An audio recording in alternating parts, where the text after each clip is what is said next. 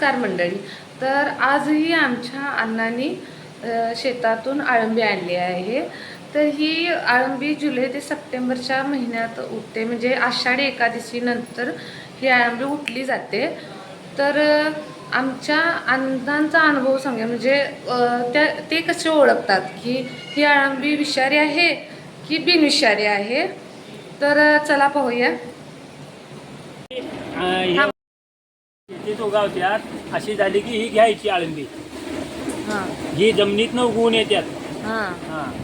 मग विषारी आणि बिनविषारी कसं ओळखायचं? हे असं ओळखायचं. विषारी असतात ती रुंद अशी असतात विषारी. हां. आणि ही ही हे उगावत्यात म्हणायचं. मग आता ही बिनविषारी आहे कसं ओळखलं असं तुम्ही?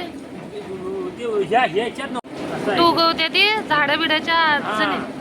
किंवा असं वटलेल्या झाडाला उगवून येते ती घ्यायची नाही. तर अण्णांचं मत आहे की जी जमिनीतून उगवली जाते ती अळंबी आपल्याला खाण्यायोग्य असते, व जी जमिनीतून न उगवता अलगदपणे कुठेतरी उगवलेली असते ती घ्यायची नाही आपल्याला. व अशी बरीच कारणे आहेत ती जे अण्णांना ओळखतात की छत्रीच्या बाजूला शुभ्र कलर असावा, तांबूस कलर नसावा, व त्याचा बोंडारा वरच्या बाजूस असावा. म्हणजे तुम्हाला याचा अनुभव असेल तरच तुम्ही म्हणजे अळंबी शेतामधून आणली पाहिजे. जे अनुभव व्यक्ती आहेत त्यांनीच ही अळंबी काढून आणली पाहिजे, कारण आपल्याला माहीत नसतं की कोणती विषारी आहे व कोणती बिनविषारी आहे.